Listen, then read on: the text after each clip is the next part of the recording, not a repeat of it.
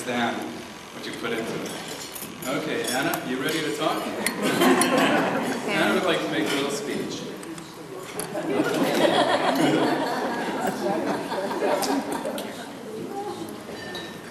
Shelley's not here. Yeah. Should I repeat it all? Shelley?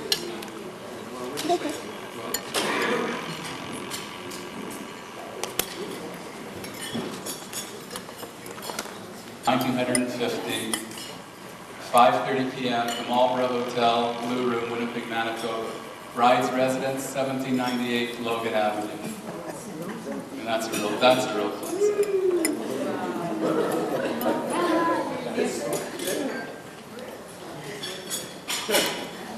What a special day, and what an unbelievable evening so far. Right. You're going to walk in here. Right.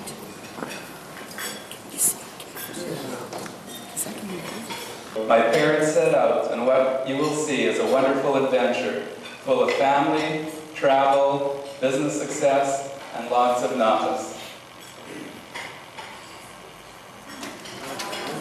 These first pictures are before my parents got married, and as you all can see this evening, my mother's beauty hasn't faded. Here she is in her teens. And Dad, I'm sure there's a story behind this picture. It's one of the earliest photos I could find. It looks like your future was either construction or baseball.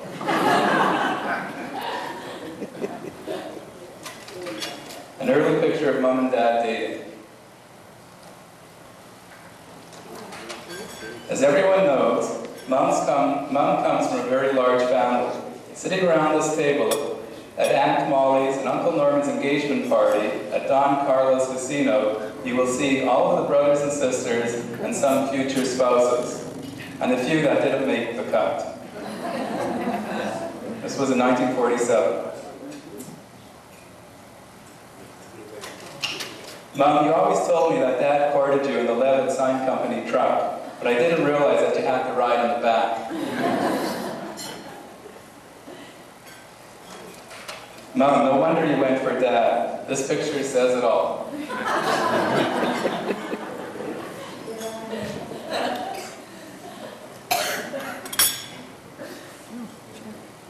1947. Here is a shot I found of Dad with many of his lifelong friends, some of whom we are fortunate to have here tonight. I see my dad in the front row, second from the left, Meyer Silverstein on his right, Lawrence Neeson a few seats over, and Eddie Schell. Is there anybody else there that might be here? Is that Saul Morantz in the background? Saul, is that you? Yes. Okay.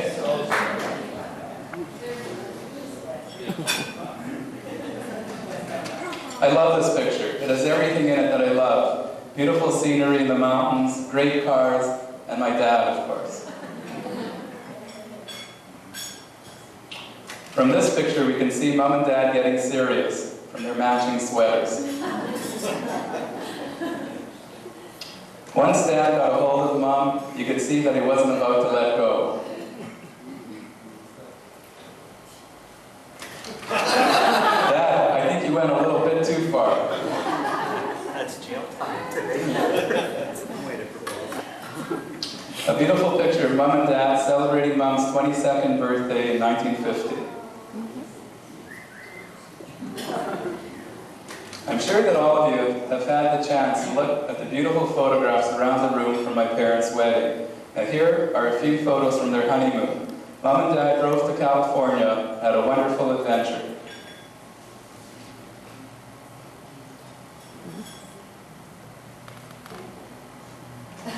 Mom saw the future in the hotel industry early in their marriage, but we haven't named the hotel after her.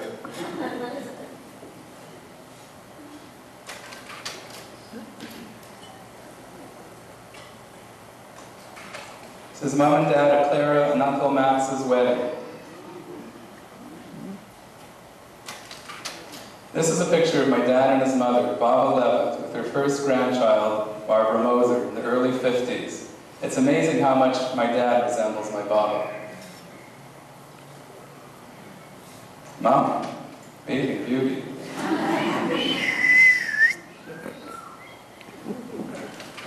This is a picture taken in 1952. Here we have my mom and baby Diane with Auntie Molly and Marilyn.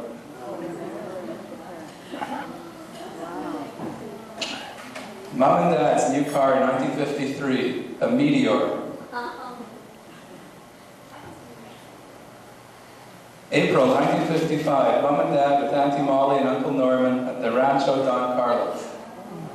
Oh, for God's sake. Here's a picture from 1955 of Mom and Dad, Diane, Auntie Clara, and friends in front of their first house on Semple Avenue.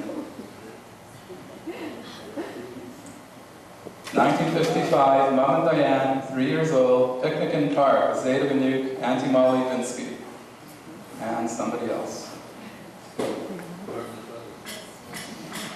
Diane with Dad in park. Diane blowing out the candles at her 3rd birthday party. Hey Diane, it looks like a genie steak was your favorite even back then.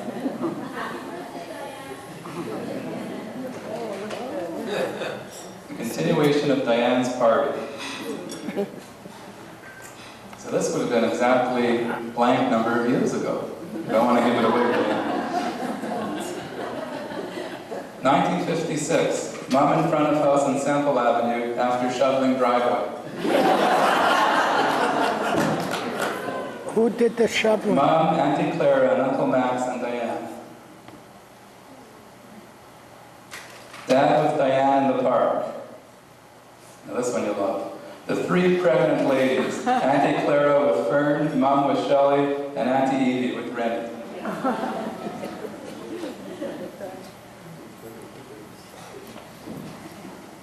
Mom holding Shelley is only 1 month old.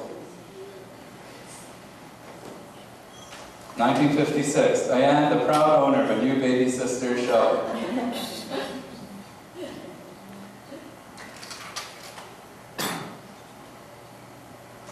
Shelley, 4.5 months old, same age as Hannah.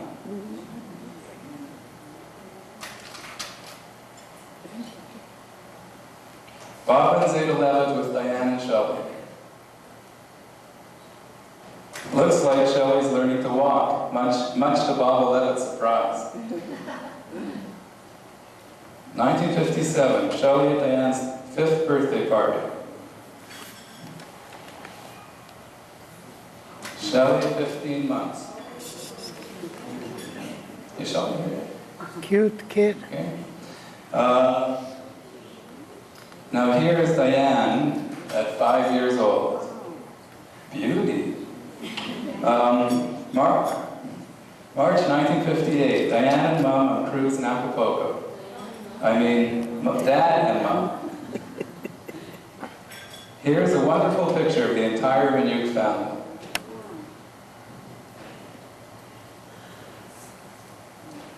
And here I am, 2 months old. And here at 6 months.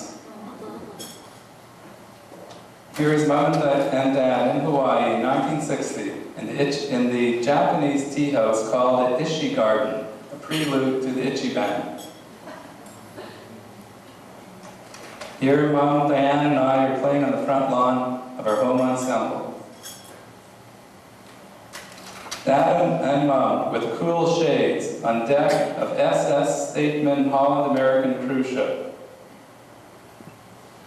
Mom, those shades are very cool. July 1962, the family at Detroit Lakes. And this is me at the age of 3. Thank you. Here I am with Shelley. Thank you. 1963. I love the shot, Mom. You were the champion of both shuffleboard and ping pong. And Dad, you didn't do too badly either. Shuffleboard trophy.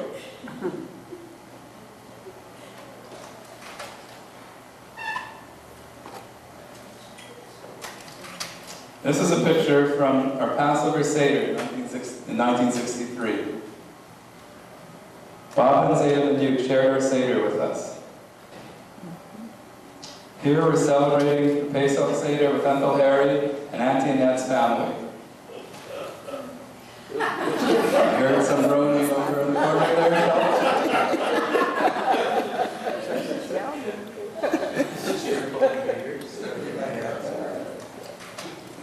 Auntie Molly, Auntie Annette, Mom, and Auntie Clara at City Park. This picture is important, as Dad had a real passion for 10-pin bowling, and we have his bowling ball with us tonight. He was a city champ in 1964 and won numerous other championships. He opened the first 10-pin bowling lane in Western Canada, and since then our family has spent a lot of time enjoying this rigorous sport. 1964, Mom with Bob and Zeta Manuke in front of their cottage in Phoenix. Our first color photo of Dad at the Electric Sign Association convention. 1964, Mom with Shelley and I on way to Winnipeg Beach when Dad stopped to help someone change a flat tire. 1964, Mom, Auntie Annette, Auntie Clara celebrating Annette and Harry's 15th anniversary at Bob and Zeta Manuke's home. Another vacation for Mom and Dad at Stones in Buffalo. 1965, our family at Cousin Martin Rosenbaum's bar mitzvah.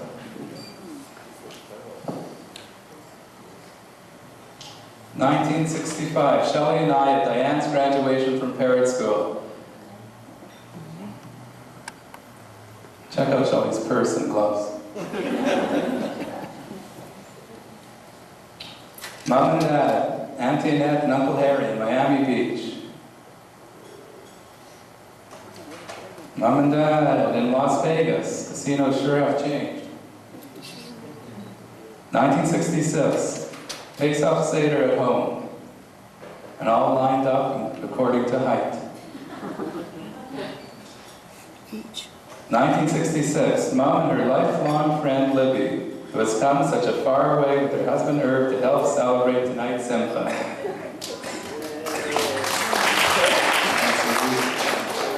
And there's Lori Laughter.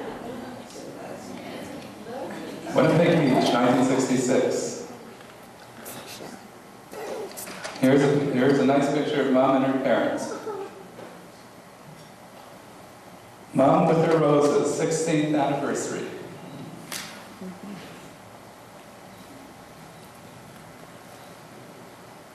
Mom and Dad on a tropical holiday with nice hair.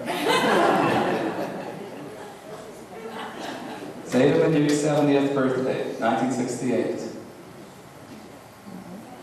Auntie Molly, Mom, Auntie Annette, and Auntie Goldie.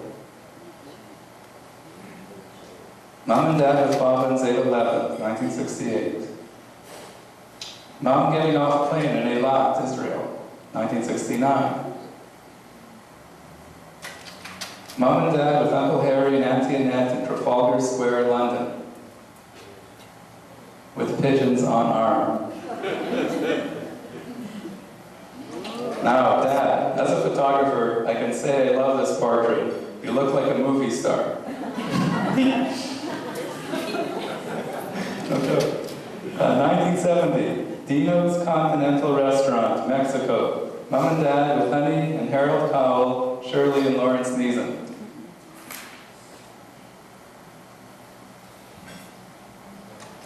Mom and Dad with Uncle Harry and Auntie Annette hitting the jackpot in Vegas, 70. With a smoke in his fingers. Mom and Dad took the family on some great trips. Here we are in Hawaii, December of 1970. 1971, Mom and Dad.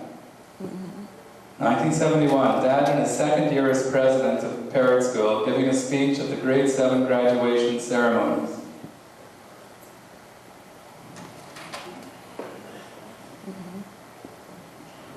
Okay, I take back what I said about you looking like a movie star.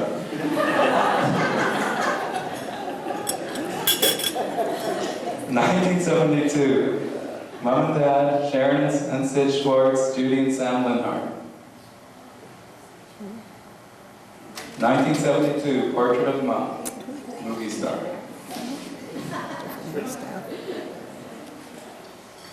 December 1972, family roundtable at restaurant with the Hart family from Las Vegas and the Neesons. 1972, Bob Minute's 78th birthday with Auntie Goldie. 1973, trip to Holland. Dad striking a pose in Aruba. Diane's graduation from social work, University of Manitoba, 1973. Dad and Mayor Juba at the opening of the Ichiban Japanese Steakhouse in Winnipeg, 1973. Dad giving one of his famous speeches at the open. Mom and Dad enjoyed many visits with my Bob and Zeta Levitt to Miami Beach. 1974, Royal Bank opening. This is the first photo of one of Dad's many ribbon cuttings. From this photo, you could tell that we're in the 70s. This picture's a great one, as my dad is a true giant in the development industry.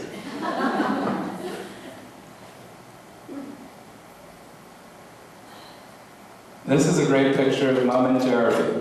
Jerry has been an important part of our family since the early 70s. Mom and Dad with the Simpkins, taking in a show at Caesar's Palace. 24 years ago, we surprised Mom and Dad on their 26th wedding anniversary. Yeah, Mom, you were surprised.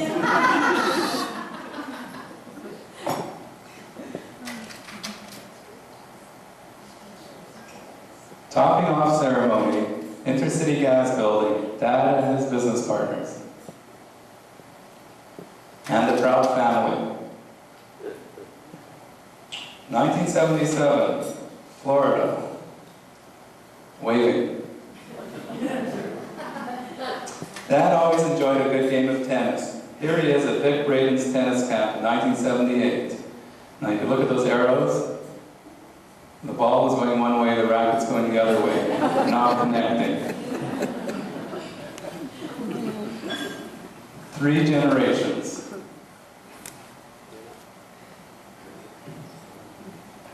And here we have Brent, Mom and Dad's first grandchild, making it 4 generations, 1983. Mom with Brent. In 1985, my dad accomplished an unprecedented achievement by opening 3 Sheraton hotels in 1 year. Here, Mom and Dad are at the grand opening of the Sheraton in Winnipeg. It was a very special occasion as Zeta Levitt was with us to cut the ribbon. The second Sheraton was opened in Hamilton the same year. Here are my parents with Lou Land and his wife. Mom celebrating another special event, the birth of Tara, their second grandchild, in 1990. In 1990, the Gimli Resort opened, and here is Dad sitting with the dignitaries at the grand opening.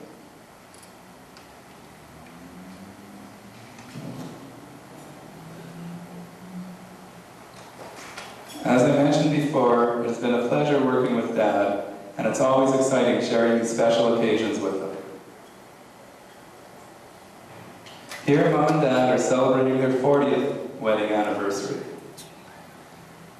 Approximately 10 years ago, to the day. And here we all are in 1990.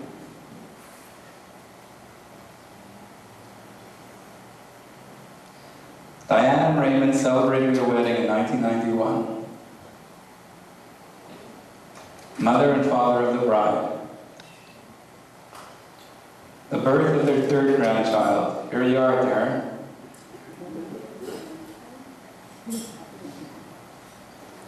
Dad, the proud Zeta, performing an age-old custom at Darren's breast.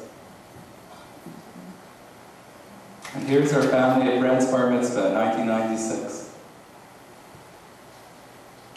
And here's a photo taken 2 years ago at Linda and my wedding at the bedecking ceremony with our parents. April 1999, groundbreaking at the Four Points Airport Hotel.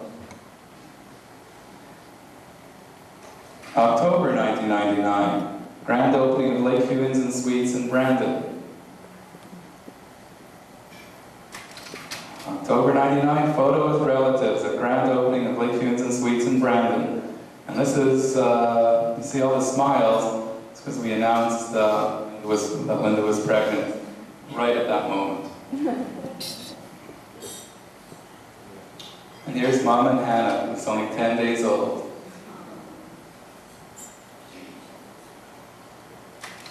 In June, we celebrated Hannah's baby naming. Hannah Malka is named after my Baba Malka Levitt, who you can see in the painting by my talented Zeta. And Hannah is screaming there. Rosh Hashanah, 1999. This is a picture of the entire family. And yes, Hannah is there too. More than a gleam in the eye. And that's the end of the slideshow.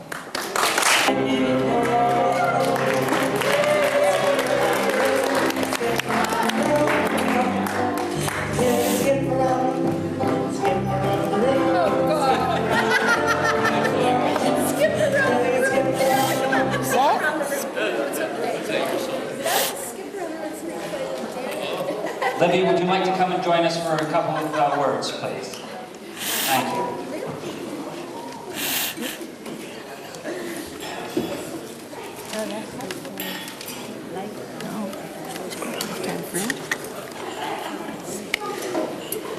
Well, you could see it better when you're standing.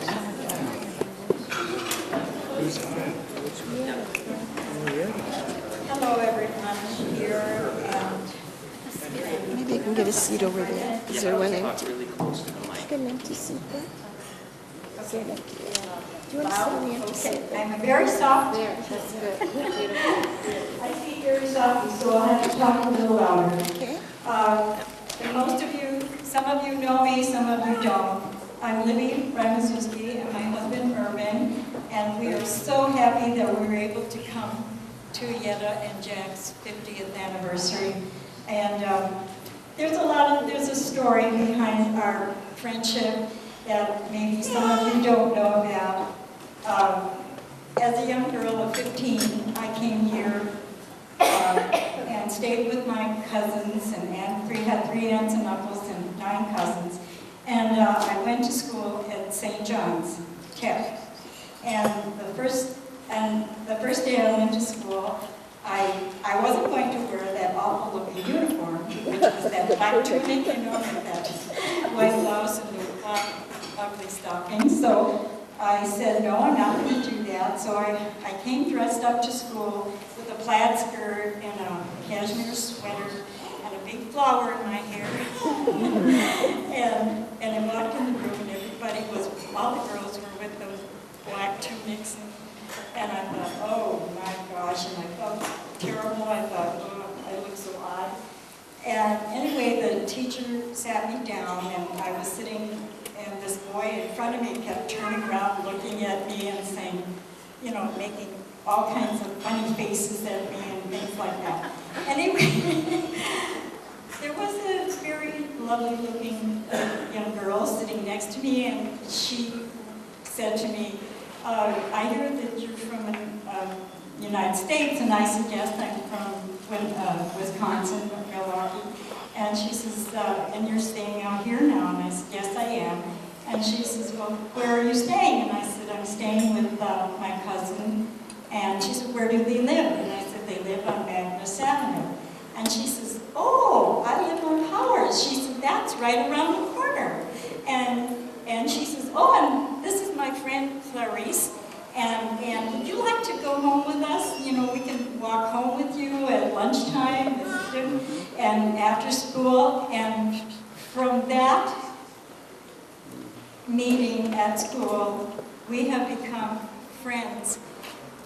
That has lasted 56 years, which is a long time, you know. Anyway, we have gotten together, and many times over the years, we got to meet Jack after about a year after they got married. They came to Milwaukee and we saw them and met them, and it was wonderful. They're such wonderful people. And through the years, we've met at various places, Yetta and I, and Jack and Yetta and I, maybe Palm Springs, California, San Francisco, Las Vegas. And I just wanted to tell you all that there aren't any better people than Jack and Yetta, and we love them with all our hearts, and we wish them mazel tov. And today you were almost here for me. We called you and said Raymond's having some problems with his work. Now, try to do a little bit for us like you did for Raymond and Diane at their wedding. And you jumped up and said, I'd like to fill his shoes in your humble way. I can't, but I'll stand in for him. So, Mel, thank you very much. I managed to get back. As you probably know, things are still a little tense at work. I did get home for this because it's so important. Please come and say a few words.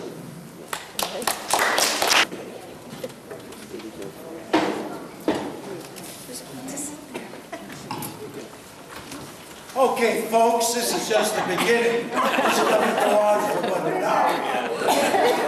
If you think you're looking at Larry King, you're not. Thank you, Mel. Now, take off your jackets because we'll be here till midnight.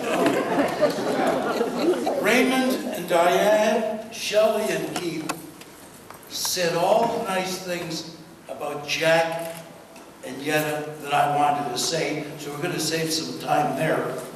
A lot of you people in this room think we're here tonight to celebrate Jack and Yetta's 50th. It's really not that. It's a year ago today, in this very room, we celebrated the Minute reunion. That's what we're really celebrating tonight. Now, what I'd like is anybody that's a Minute or related to a Minute, please stand up. Come on, stand up. Okay, a few more. There's got to be a few more in here. Okay, just so you'll, that's okay. Just so you'll know, a year ago today, Judge Sam and you didn't pay the hotel the full bill. So before you leave, you're going to want about $60 from each of you. And you're all on film. But anyway, let's get down to some serious business. You know, when Jack heard that this affair was going to be taking place at the Fort Garry, he said, gee, if I knew that, I'd have built another hotel. We tried to get, you know, the kids tried to get this accommodation at the Gimli Hotel, but they were all sold out. I just took a look at a picture, and I think it was every table had a picture of Jack with his beautiful hat. Now, if you haven't seen it, take a good look at it. This is the first time in my life I realized that the Godfather was Jewish. Anyway,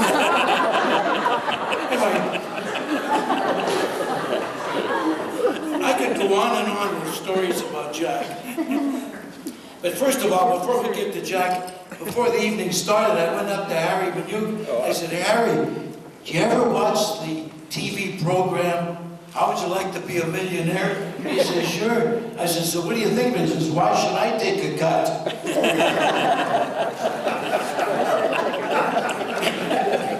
Anyway, I'm only going to tell you one or two stories about Jack, because of Yetta, we've covered her thoroughly.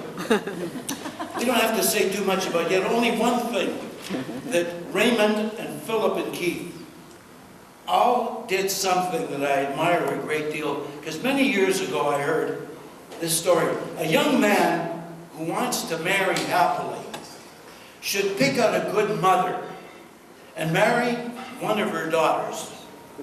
And any one of them will do. And again, I say, Raymond, Philip, and Keith all follow this example. But now we'll get on to Jack. Over the years, and I've known Jack for a long, long time, and there are 3 outstanding stories about him that I'll always treasure. One, when he was about 11 years old, he idolized his father, and anything his dad asked him to do, he did. And they were in the sign business in those days. The signs were painted in the garage. And Jack's late father said, I want you to go to Broditsky and collect for some signs we painted. So Jack went to Broditsky. He said, Mr. Broditsky, you owe us for the signs. Mr. Broditsky said, and this is going back many years during tough times. Mr. Broditsky says, I haven't got the money to pay you, but I'll give you 12 cases of Winola. See, a lot of you people in this room aren't old enough to remember Winola. Kick, you remember Winola. Yeah, I remember. So Jack took the wagon with the 12 cases of Winola and took it to his dad. He said, Pa, you have the Winola. What should we do? His dad says, you'll take them to the store and you'll trade the Winola for chickens. This is the story of Jack's life. He traded the chickens for an apartment block. The apartment block. It was Winola that made the chickens. And over the years, I once went on to Jack when the sign business wasn't going too good. And I said, Jack, how do you handle all these problems? He said, no, what do you mean? He says, with all these signs that you're not getting paid for, how do you handle it? He said, Mel, my mind is never on the problems. The problems will always be there. My mind is on the solutions to the problems.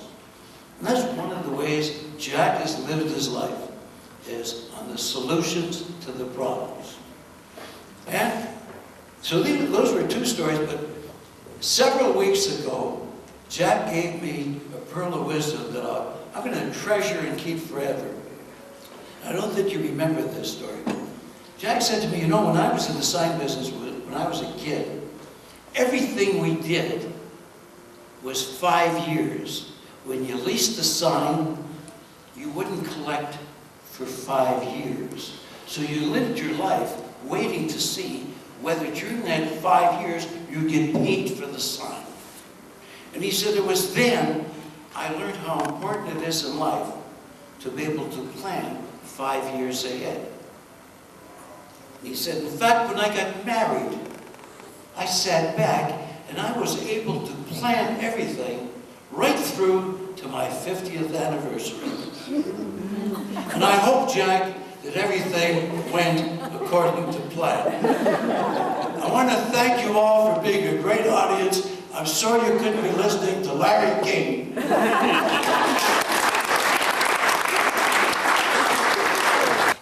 Some of these glasses I can't see without. I wrote a little poem relating to the Levitt's and Shells. Friends forever. That's Yetta and Jack. A lifetime of friendship and closeness for Eddie and myself. Becoming one happy family throughout the years. Wonderful times together. Winnipeg Beach, Winnipeg, 100 Road, Miami Beach, Las Vegas, and the ill-fated cruise to Nassau. Honor to attend family functions, sod turnings, and openings of new buildings.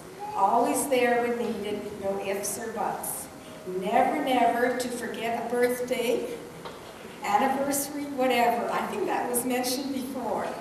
A phone call and a card is a must. Friends forever. That sums up our long relationship with Yetta and Jack. Happy 50th anniversary. Enjoy many more in health and happiness. Overwhelmed and delighted to celebrate with you. Mazel tov, Yetta and Jack. With love, your friends forever, Eddie and Rose. And that's me.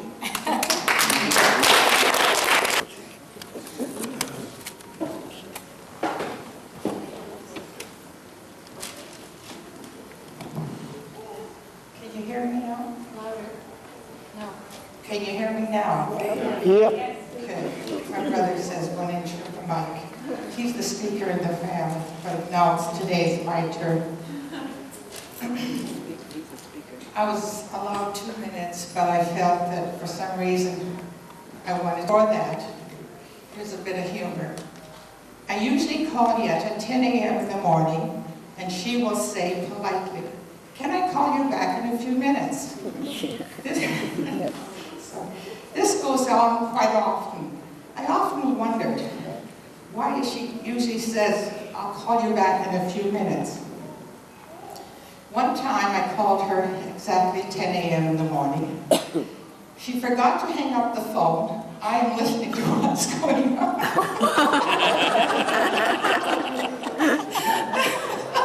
I can tell by the smiles on your face.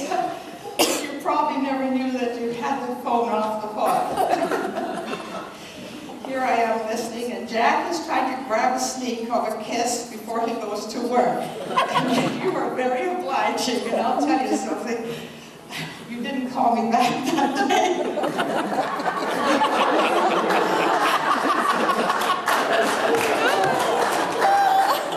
Is that right? Anniversary. At one time, I believe you told me that Jack does not go to work in the morning unless he gets a kiss. So now I understand why I have to phone. So I watch the clock in the morning, and I wait patiently, and I wait for 5 minutes after 10. I call. I says, "Yet, is it clear now?" Yes. Anyhow, this is the one that I wrote. It's a little bit more serious. Do you want a Kleenex? Yeah? You got lots of Kleenex? Okay, I first met Yetta some 30 years ago when both of us chaired a tea and fashion show at the Parents' School. We've been very close friends ever since. I have tried to put together a poem which describes Yetta in my view as best as possible. It is called My Friend Yetta. My friend Yetta is someone who listens without judging right or wrong, good or bad. And so I have to keep all my gossip to myself, and that makes me sad. When I am not feeling good about myself, Yetta is there to remind me of all the positive qualities I may have.